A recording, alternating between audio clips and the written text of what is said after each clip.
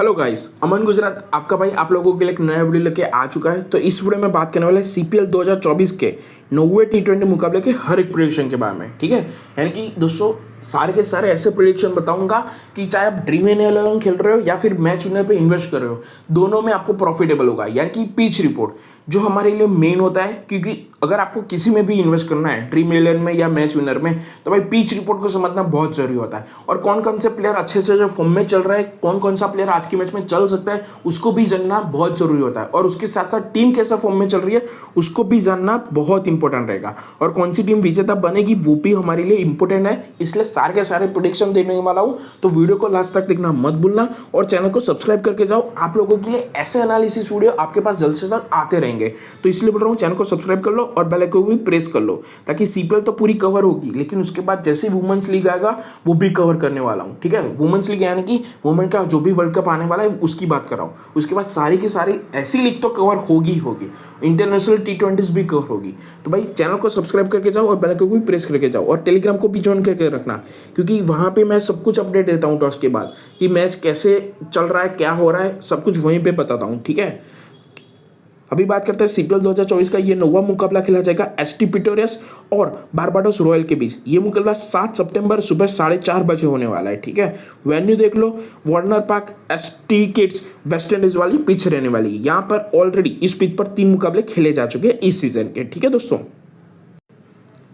चलिए दोस्तों अभी प्रिडिक्शन की शुरुआत करते हैं दोनों टीमों के हेड टू हेड रिकॉर्ड से। ठीक है, तो यहाँ पर दोनों टीमों के बीच देखा जाए, दोनों टीमों के बीच 18 मुकाबले खेले जा चुके हैं। ठीक है दोस्तों, और दोस्तों उसमें से 10 मुकाबले स्नैप ने यानी कि एसटी पिटोरस ने विन किए और 8 मुकाबले बारबाडोस ने विन किए। और मोस्टली जो हमारे एसटी पिटोरस ने जितने भी मुकाबले विन किए as compared to defend, chase करते हुए थोड़े ज़्यादा विन किए। ठीक है, इस वेन्यू की बात आती है तो इस वेन्यू पर दोनों टीमों के बीच 9 मुकाबले खेले जा चुके हैं ऑलरेडी। उसमें से एसटी पिटोरस ने 4 मुकाबले और बारबाडोस रॉयल ने 5 मुकाबले विन किए। और दूसरी बात दोस्तों, दोस्तों हमारे जो एसटी पिटोरियस है उसने 4 मुकाबले इसी पिच पर चेस करते हुए बारबाडोस के अगेंस्ट विन किए। ठीक है, यानी कि चेस का रिकॉर्ड उसका एसटी पिटोरियस का चेसिंग का रिकॉर्ड बहुत बढ़िया है, वो भी उनके होम ग्राउंड पे। तो अगर आज के मैच में अगर वो चेस कर रहा है तो भाई आपको प्रॉफिट बना के जाएगा ही जाएगा, उतनी बात याद रखना। ठीक है, अभी यहाँ पे आप रिकॉर्ड देख लो लास्ट 10 मैच का, तो लास्ट 10 मैच में से 4 मुकाबले एसटी पिटोरस ने और 6 मुकाबले बारबाडोस ने विन किए। यहाँ पे देख लो 2022 और 2023 के जो 4 मुकाबले हैं वो चारों के चारों मुकाबले बारबाडोस ने विन करके गए। ठीक है, और एक मुकाबला जो 2021 में हुआ था 5 मैच में, लास्ट जो 5 मैच है उसकी बात कर रहा हूँ, तो उसमें हमारे एसटी पिटोरस ने विन किया था। लेकिन जो पिछले 4 मैचेस हुए हैं 2 साल में, उसमें आप देख लो लगातार एक दूसरे को टक्कर दे रही है दोनों टीमें। लास्ट 2 मैच की बात की जाए तो भाई पहले मैच में एसटी पिटर्स ने 220 का स्कोर बनाया था बारबाडोस के होम ग्राउंड पे, लेकिन बारबाडोस ने उसको चेस करते हुए 223 का स्कोर बना लिया केवल 19 ओवर में। अगला मुकाबला देख लो, उसमें भी बिल्कुल सेम ही है, 200 का 197 का स्कोर बनाया था एसटी पिटर्स ने, बारबाडोस ने चेस करते हुए 200 का स्कोर बना लिया। यानी कि दोनों टीम बैटिंग और बॉलिंग दोनों से एक दूसरे को टक्कर दे रही है। इसलिए बोल रहा हूँ इस सीजन का पहला मुकाबला है दोनों टीमों का, तो भाई मुकाबला तगड़ा होगा। ठीक है, उतनी बात याद रखो। चलिए दोस्तों अभी बात करते हैं टीम फॉर्म की। तो टीम फॉर्म को भी जानना बहुत जरूरी है कि इस सीजन में टीम कैसे परफॉर्मेंस दे रही है। ठीक है, तो यहाँ पे आप एसटी पिटर्स का टीम फॉर्म देख लो। लास्ट 4 मैचेस की बात की जाए जो इस सीजन में हुए, उसमें से पहला मुकाबला हमारे एंटीगुआ फैल्कन के अगेंस्ट खेला था, वो भी विन करके गई थी, लेकिन हाँ उसके अगेंस्ट 9 विकेट गिर गई थी। ठीक है, एसटी पिटोरियस की। अगला मुकाबला देख लो तो टीकेआर के अगेंस्ट खेला था, नाइट राइडर के अगेंस्ट, उसमें 206 का स्कोर बनाया था। यानी कि बल्लेबाजी से इसी पिच पर बहुत बढ़िया परफॉर्मेंस दिया था, लेकिन 8 विकेट गवा दी थी। यानी कि उसमें अभी आके देख लो। ठीक है, स्क्रैप ने 201 का स्कोर बनाया था 20 ओवर के दौरान, लेकिन एसएल के ने एसटी किंग्स ने इजीली चेस कर लिया था। अगला मुकाबला देख लो जो इसी पिच पर हुआ था, उसमें गायना के अगेंस्ट स्क्रैप ने 226 का स्कोर बनाया था। यार कि बल्लेबाजी थोड़ी बहुत बेहतरीन है, लेकिन हाँ उनकी गेंदबाजी जो है ठीक है वो थोड़ी कमज़ोर है। ठीक है, वो इसको मतलब एसटी पिटर्स के लिए बहुत डिसएडवांटेज है। ठीक है, क्योंकि उनकी गेंदबाजी में ऐसे कोई पेसर्स नहीं है या स्पिनर नहीं है जो उनके और से खेल सके। ठीक है, मतलब अच्छा फॉर्म में खेल सके। अभी हमारा बारबाडोस का टीम फॉर्म देख लो, अब तक एक ही मैच खेला है, तो भाई उनका टीम फॉर्म मतलब कह नहीं सकते। ठीक है, फैल्कन को हराया था 149 का स्कोर बना के केवल एक विकेट के साथ। ठीक है, टीम कंपैरिजन की बात आती है तो ओवरऑल टीम कंपैरिजन देख लो दोस्तों, तो देखा जाए ओवरऑल टीम कंपैरिजन तो विनिंग प्रोबेबिलिटी में एसटी पिटोरस का जीतने के चांसेस 20% है, बारबाडोस के जीतने के चांसेस 40% है। एवरेज स्कोर 174 का है स्नैप का और बारबाडोस का है 152 का। हाई स्कोर स्नैप का 226 का है और बीआर का 223 का है। लोएस्ट स्कोर 88 का है स्नैप का और 61 है बीआर का, ठीक है। अभी यहाँ पे आप टीम कंपैरिजन देख लो ऑन वेन्यू वाला, ठीक है। तो इस ग्राउंड पर दोनों टीम कैसे फॉर्म कर रही है उस हिसाब से विनिंग प्रोबेबिलिटी आपको दिखाई देगी। तो एसटी पिटोरस के जीतने के चांसेस इस ग्राउंड पर केवल 10% है और बारबाडोस के जीतने का चांसेस केवल 50% है, ठीक है। एवरेज स्कोर 174 का है स्नैप का और 157 का है बारबाडोस का। हाई स्कोर देख लो 226 का है हमारा स्नैप का और 200 का है बारबाडोस का। लो स्कोर 132 का है स्नैप का और बारबाडोस का है 93 का है। मोस्टली आपको सबसे ज्यादा इस रिकॉर्ड के हिसाब से बारबाडोस आपको ज्यादातर फेवरेट मिलेगी, ठीक है, क्योंकि उनका रिकॉर्ड स्क्रैप के अगेंस्ट ओवरऑल भी देखा जाए और ऑन वेन्यू भी देखा जाए तो भी बहुत बढ़िया है। तो इसीलिए बोल रहा हूँ कि वो आपको सबसे ज्यादा हॉट फेवरेट देखने को मिल सकती है। वेन्यू स्टैट्स देख लो, टोटल दोनों इस ग्राउंड पर टोटल 89 मुकाबले खेले जा चुके हैं सीपीएल के। उसमें से फर्स्ट में बैट करने वाली टीम 39 बार और सेकंड में बैट करने वाली टीम 48 बार विन करके गई है। यानी कि इस रिकॉर्ड के हिसाब से चेस वाली टीम इस पिच पर बहुत बढ़िया परफॉर्म करती है, चाहे इंटरनेशनल T20 हो या फिर सीपीएल का मुकाबला हो। इंटरनेशनल T20 में भी ऐसा है कि भाई उसमें भी चेस वाली टीम अच्छे से अच्छे फॉर्म करके जीत रही है, ठीक है। लास्ट 89 मैच के विनिंग चांसेस देख लो, उस हिसाब से देखा जाए ना तो चेस वाली टीम के जीतने के चांसेस 57% जीतने हैं और डिफेंड वाली टीम के जीतने के चांसेस केवल 40% है, ठीक है। तो ये रिकॉर्ड भी वही कहता है कि भाई चेस वाली टीम आज की मैच में भी बहुत अच्छा परफॉर्मेंस देके जा सकती है।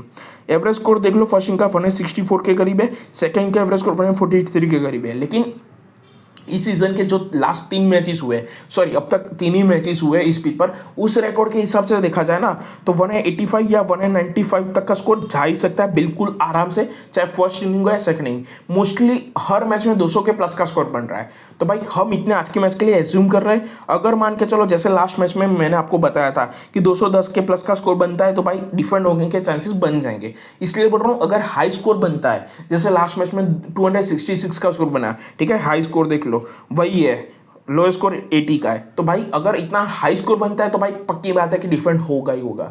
लेकिन 220 तक का भी चेस हो सकता है, वैसी पिच है, ठीक है। तो उतनी बात याद रखना। और वैसे भी स्नैप अपने होम ग्राउंड पे भाई अब तक 3 मैचेस खेल के आ रही है, तो उसको भी पता है कि कैसे परफॉर्मेंस दे रही है पिच, ठीक है। तो उसको भी बारबाडोस को, स्नैप को यानी कि एसटी पिटोरस को हराना मुश्किल रहेगा आज के मैच में। यहाँ पे 149 के बिलो का स्कोर 62 बार हुआ है और 150-199 तक का स्कोर 878 बार हुआ है। 200 से अधिक का स्कोर 21 बार हुआ है।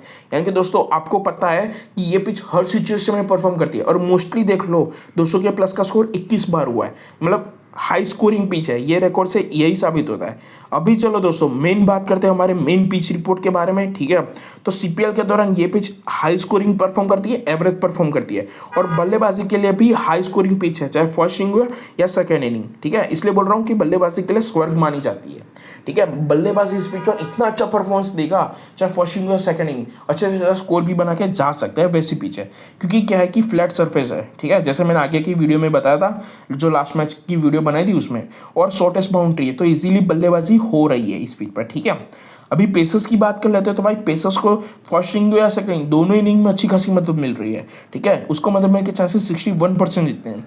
स्पिनर की बात कर लेते हैं दोस्तों, स्पिनर को भी ऐसा ही है, फर्स्ट इनिंग या सेकंड इनिंग दोनों इनिंग में अच्छी खासी मदद मिल रही है, उसको भी मदद मिलने का चांसेस 39% है। लेकिन दोस्तों क्या है कि पहले क्या था, जो लास्ट मैच हुआ उसके हिसाब से देखा जाए ना तो पेसर और स्पिनर भी इस सिचुएशन में, सॉरी इस पिच पर अच्छा परफॉर्मेंस दे रहे हैं। लेकिन जो उसके आगे के 2 मुकाबले हुए थे उसमें ऐसा था कि भाई बॉलर को सपोर्ट नहीं मिल रहा था, उसको स्ट्रगल करना पड़ रहा था।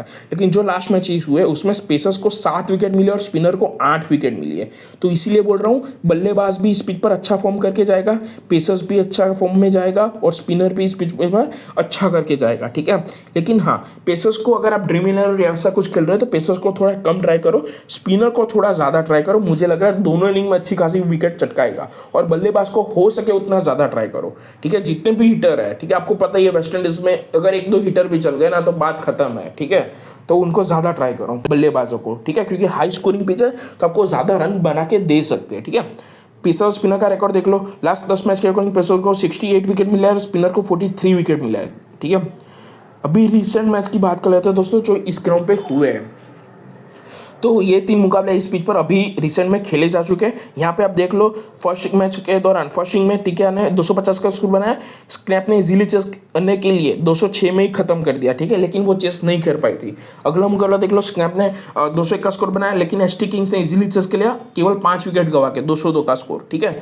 गायना ने 266 का स्कोर बनाया जो अब तक का हाई स्कोर माना जाता है, और स्नैप ने यानी कि हमारे एसटी पीटर्स ने चेस करते हुए 226 में मतलब ऑल आउट हो गई थी, उतना तो स्कोर बना ही था, यानी कि भाई स्कोर बन रहा है चाहे फर्स्ट इनिंग या सेकंड इनिंग, ठीक है, 200 के प्लस का स्कोर जा रहा है, तो बल्लेबाजी के लिए बेहतरीन पिच है। हाँ, लेकिन कभी कभार विकेट भी गिर रहा है, और मतलब मोस्टली क्या हो रहा है कि विकेट कभी कभार ज़्यादा गिर रहा है, जैसे लास्ट मैच में हुआ, उसके आगे आपको इतना सारा विकेट गिरने को नहीं दिखा रहा होगा, ठीक है, इसलिए बोल रहा हूँ विकेट के लिए क्या है कि पेसर स्पिनर को ट्राई करो, लेकिन जो हमारे मेन पेसर स्पिनर है कि पता ही है कि उनका फॉर्म अभी कंटिन्यूस चल रहा है इस सीजन में, तो उनको ही ट्राई करो, बाकी तो सबसे ज़्यादा बल्लेबाज को ट्राई करो, ठीक है, वो आपके लिए ज़्यादा प्रॉफिटेबल होगा। अभी प्लेइंग 11 देख लो दोस्तों, तो हमारी स्नैप की ओर से यानी कि एसटी पीटर्स की ओर से ए फल्चर, इलिविस, के मार्स, एस रुदरफोर्ड, ठीक है। और दूसरी बात दोस्तों, ये 4 बल्लेबाज आज की मैच के लिए इंपॉर्टेंट रहेंगे, वो क्यों? क्योंकि ए फल्चर और एस रुदरफोर्ड का रिकॉर्ड हमारे बीआर के अगेंस्ट बहुत बढ़िया है। पिछले जितने 4-5 मैचेस के लिए उनमें ये दोनों ने अच्छा फॉर्म किया, सिर्फ ये दोनों ने परफॉर्म किया, इसलिए बोल रहा हूँ, ठीक है।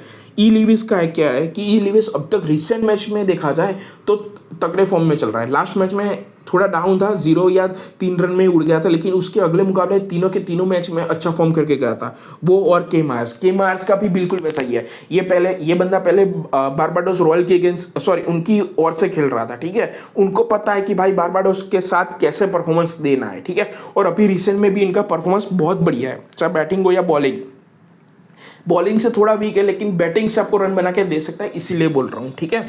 बाकी तो भाई ऑडियंस में या जे क्लार्क में से कोई 2 में से कोई एक अच्छा करके जा सकता है, लेकिन उनको लेने की ज़रूरत नहीं है। हाँ, लेकिन गेंदबाजी में ए नॉर्जे को ट्राई कर लेना, क्योंकि वो लगातार कंटिन्यूस फॉर्म में चल रहा है बंदा, इसीलिए बोल रहा हूँ, ठीक है। अभी हमारे बीआर की ओर से देख लो, आर कॉर्नेवल और रोमन पोवेल, ये दोनों का रिकॉर्ड भी हमारे एसटी पीटर्स के अगेंस्ट बहुत बढ़िया है, तो इन दोनों को ट्राई कर लेना, आपके लिए बेहतर होगा, ठीक है। और क्विंटम डिकॉक रिसेंट फॉर्म में बहुत बढ़िया अच्छा फॉर्म में चल रहा है, तो उसको भी ट्राई कर लेना, और उसके साथ साथ ए आर्थरेज को भी ट्राई कर लेना, मुझे लग रहा है वो भी अच्छे से अच्छी बल्लेबाजी करके जा सकता है। क्विंटम डिकॉक को ऐसा हो तो ऐसे विकेट कीपिंग को ओर से ड्रॉप भी कर सकते हो, ठीक है, क्योंकि आप ए फल्चर को ले रहे हो, तो इसलिए, ठीक है। फिर ओ मैकॉय वो भी अच्छा करके जा रहा है, और जेसन होल्डर भी अच्छा करके जा सकता है। डिकवेल या फिर दिक्सना, दोनों में से कोई एक अच्छा करके जा सकता है, एज ए स्पिनिंग अटैक है, इसलिए बोल रहा हूँ, ठीक है। मैच विनर की बात कर लेते हैं दोस्तों, तो मैच विनर मोस्टली मेरी ओर से चेज वाली टीम रहेगी। अभी 80% श्योर हो, 20% अभी डिफिकल्टी चल रही है, इसलिए, ठीक है। लेकिन मान के चलो कोई भी टीम बल्लेबाजी करे, 76 के शुरू होगा मैच, ठीक है, BR 76 से शुरू होगा, चाहे कोई भी टीम आपको बल्लेबाजी करती हुई दिखाई दे, लेकिन दोनों तरफा रेट जाएगा, ठीक है। वो कैसे क्या करना है मैच के टाइम पे बता दूंगा, तो टेलीग्राम को ज्वाइन करके रखना, क्योंकि सारा अपडेट टेलीग्राम पे ही आता है, इसलिए, ठीक है दोस्तों।